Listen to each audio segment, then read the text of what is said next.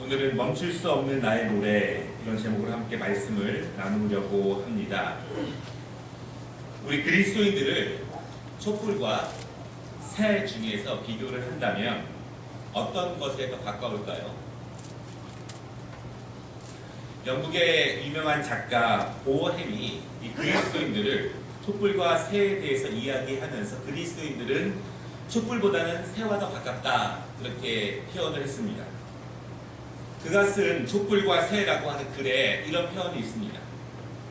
바람이 몹시 나도 세차게 불어온다. 촛불이 위태위태하다. 그러다 촛불이 꺼졌다. 다시 켜지지 않는다. 바람이 몹시 나도 세차게 불어온다. 그 가지에 앉아있는 새가 휘청휘청한다. 새는 노래를 멈추고 날라서 다른 나뭇가지로 날아간다. 그리고 거기서 노래를 계속한다. 촛불은 꺼지면 그만이지만 새는 이 가지 저 가지로 날아다니면서 지저귀는 거, 노래하는 거를 멈추지 않는다는 그러한 이야기입니다. 어찌 보면 촛불을 끄는 것은 쉽습니다. 그러나 새들의 노래를 멈추게 하는 것은 불가능하다는 그런 이야기입니다.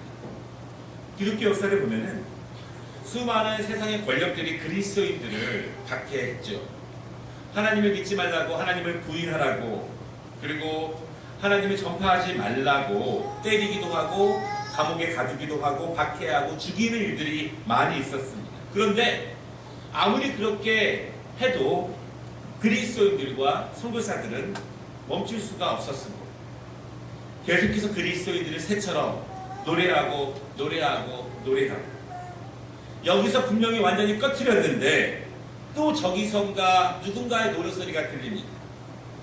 여기선가 분명히 꺼진 불이라고 생각했는데 또 저 뒤에 있는 나무에서 새로운 노래소리가 들려온다는 것이죠. 그것이 복음의 능력입니다. 그것이 그리스도인들의 힘이고 하나님이 우리와 함께 하시는 은혜입니다. 지나가 보면 또한 지금 우리의 신앙을 지키기에 힘들 때가 많이 있었습니다. 먹고 살기 바쁘고요. 예배에 드릴 시간을 내어드리는 것이 마치 사치로 보일 때가 있었습니다. 하루하루 힘겹게 살다 보니까 취미생활도 못하는데 내가 교회 나와서 무엇을 할 수 있는 것 자체에 대한 여유가 없습니다. 때로는 너무 고통스럽고 너무 아프고 너무 힘들어서 더 이상 하나님을 믿을 수가 없었습니다. 하나님께서 나를 도와주시고 있는지 당최 믿을 수가 없는 거예요. 때로는 신앙이 있다고 말은 하지만 하나님의 존재가 의심스러울 때도 많이 있습니다.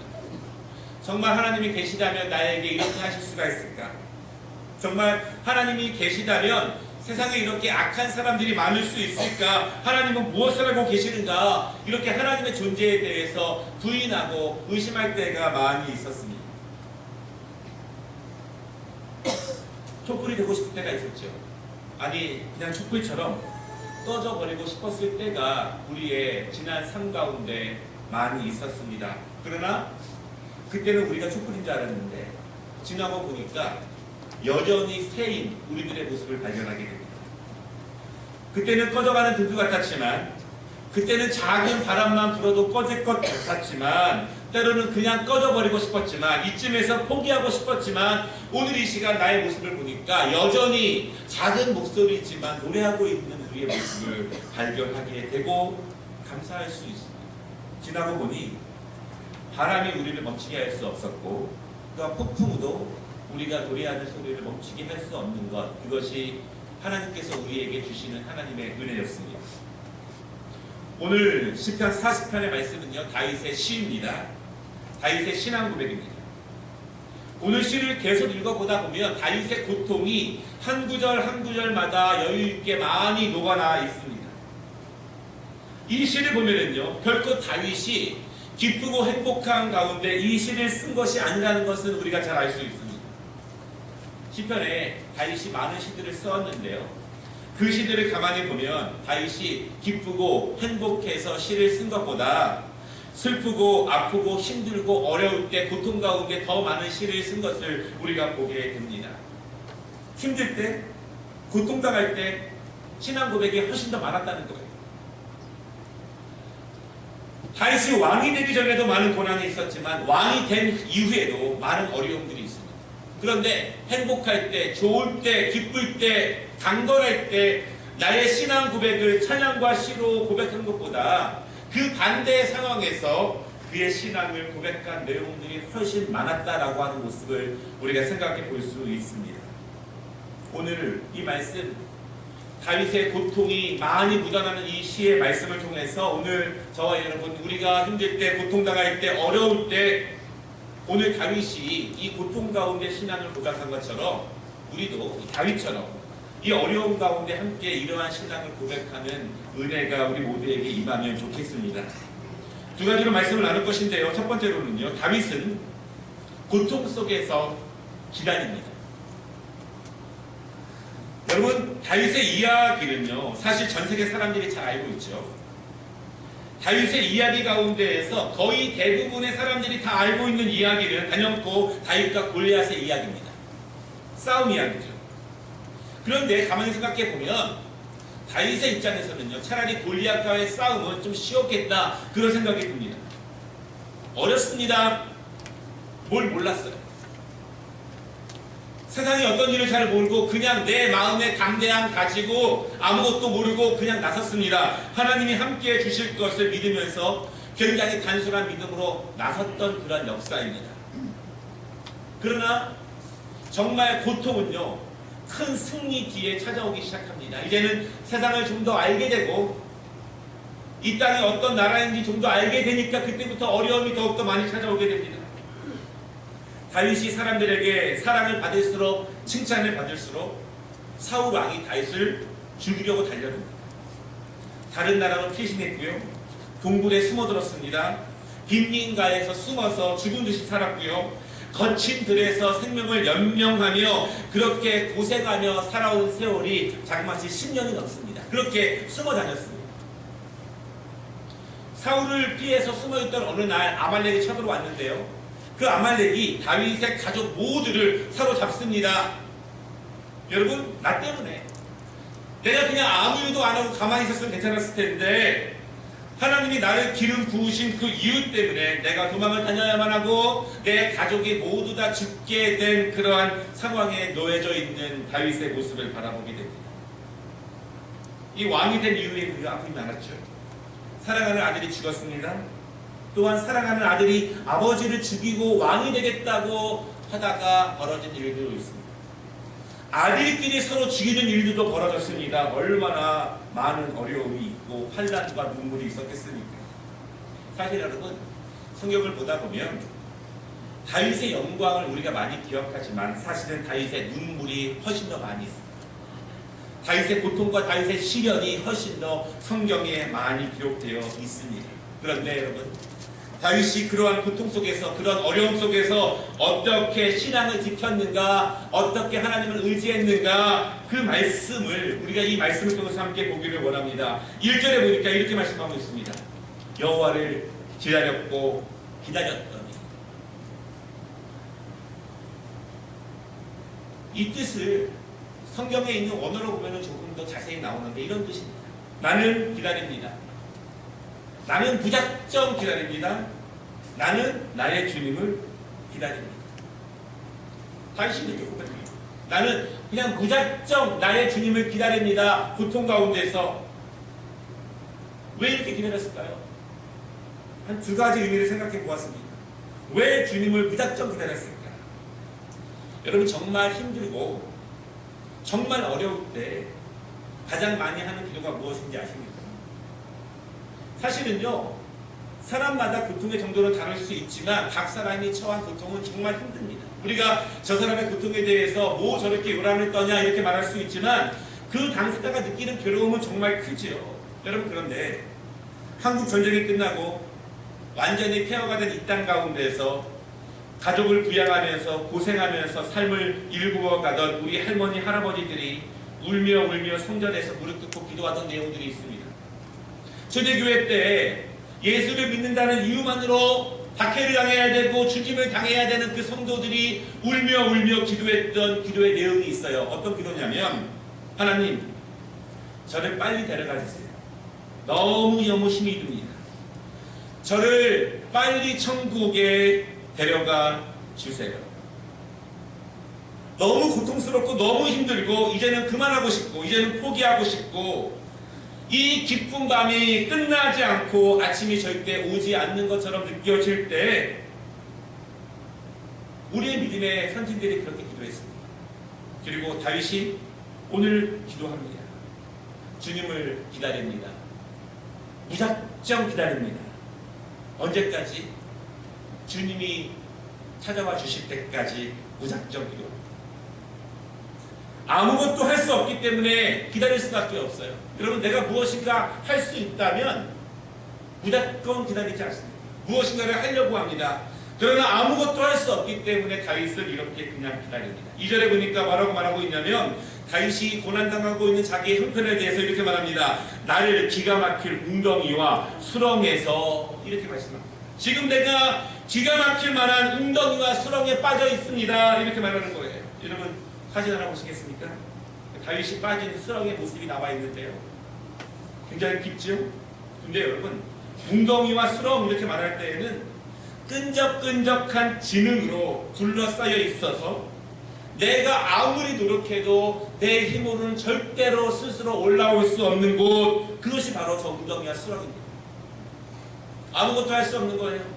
지금 내 아픔과 내 고통, 내 병, 내 상황, 이것 가운데에서 내가 할 수 있는 것이라고는 아무것도 없었습니다. 그냥 여기서 죽어도 할 수 없는 거예요. 그러나 내가 할 수 있는 것은 그냥 무조건, 무작정 하나님께서 나에게 찾아와 주시기까지 기다리는 것밖에 없는 것이 오늘 다윗의 모습이었습니다. 다윗은 저 수렁 속에서 주님을 기다린다 이렇게 고백을 했는데요. 여러분, 다윗이 저 수렁 가운데에서 무엇을 하면서 기다렸겠습니까?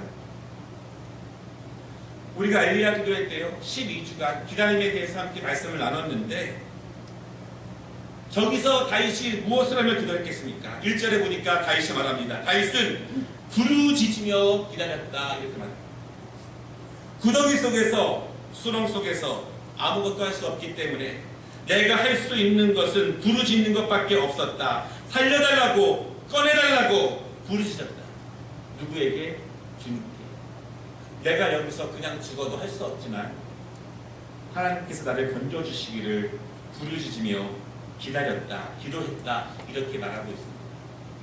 여러분, 성경 말씀 가운데 수없이 많이 우리에게 주시는 말씀이 있습니다. 완전히 아무것도 할 수 없을 때 부르짖었던 그 부르짖음을 하나님이 들으셨습니다. 믿으시기 바랍니다. 계속 그런 역사들이에요. 죽게 되었을 때, 아무것도 할 수 없을 때, 원수들이 쳐들어올 때, 내가 망하게 되었을 때, 감옥에 갇혔을 때, 그때 아무것도 할 수 없었기 때문에 부르짖을 것밖에 기다릴 것밖에 없었기 때문에 그렇게 울며 기도했던 기도를 하나님께서 들으시고 찾아와 주시는 내용들이 성경에 아주 많이 기록되어 있습니다. 여러분, 그 사실을 믿으시기를 바랍니다. 다윗이 고백하는 거예요. 내가 그렇게 깊은 구덩이 속에서 아무것도 할 수 없어 기다리며 부르짖으며 울며 구원해달라고 기도할 때 하나님이 그 기도를 들어주셨습니다. 이렇게 고백하고 있습니다. 바라기는 여러분, 권면드리기는 정말 힘들어서 아무것도 할 수 없을 때, 정말 아프고 어려워서 아무것도 할 수 없을 때, 그때 주님 기다리는 것을 잊지 마시기를 바랍니다. 포기하지 마시고 좌절하지 마시고 꼭 주님을 기다리시기를 바랍니다. 주님께서 우리에게 찾아와 주신다는 것을 여러분 꼭 믿으시기 바랍니다. 두 번째로요, 오늘 본문 말씀에 보니까 다윗이 감사로 새 노래를 부릅니다. 근데 여러분, 감사로 새 노래를 부른다고 이렇게 합니다.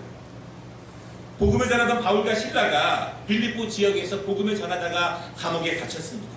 매를 맞고 감옥에 갇힌 거예요.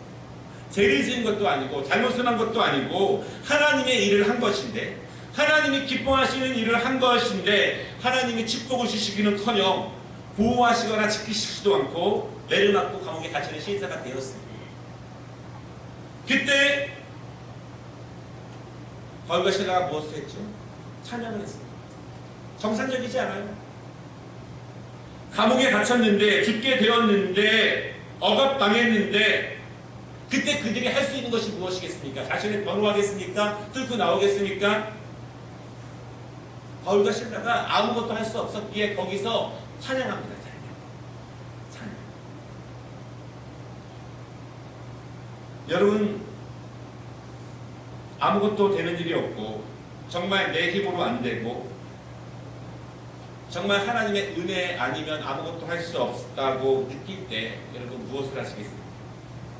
원망하시겠습니까? 누구를 비판하시겠습니까?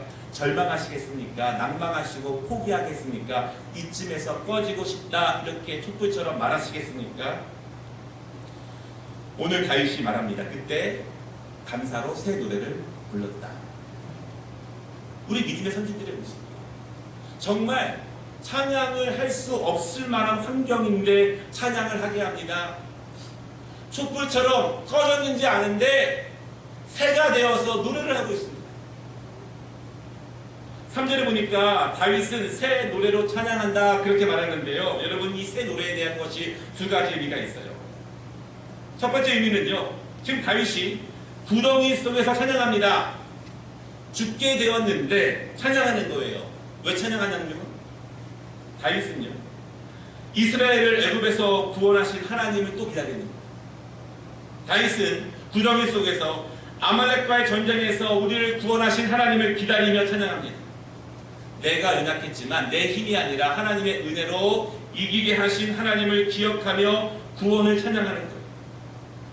내가 지금 고통 가운데 있지만 과거에 나의 조상들, 나의 부모님, 나를 구원하셨던 그분을 다시 한번 찬양하며 구덩이 속에서 기다리고 있다는 사실입니다. 그것이 새 노래예요.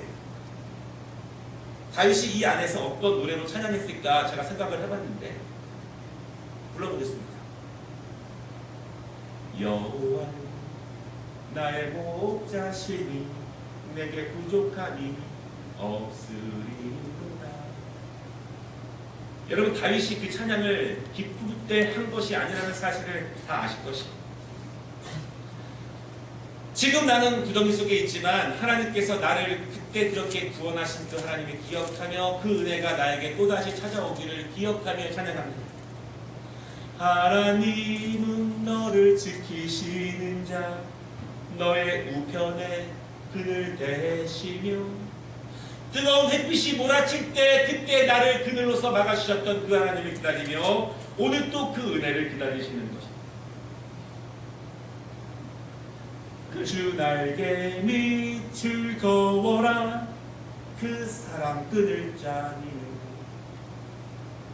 여러분 다윗이 고통 가운데 찬양한 것은요 그가 아무것도 할 수 없었기 때문에 이미 그를 구원해 주셨고 은혜를 주셨던 그 하나님을 기억하며 찬양하는 것이고 또 이 두 번째 내용에 보면은요 이 다윗이 이 시를 먼 훗날 쓴 것인데 이미 하나님께서 그렇게 깊은 구덩이 안에 있었지만 그 구덩이 속에서 건져내신 후에 그것을 하나님께 찬양하면서 또 새 노래를 부르고 있습니다.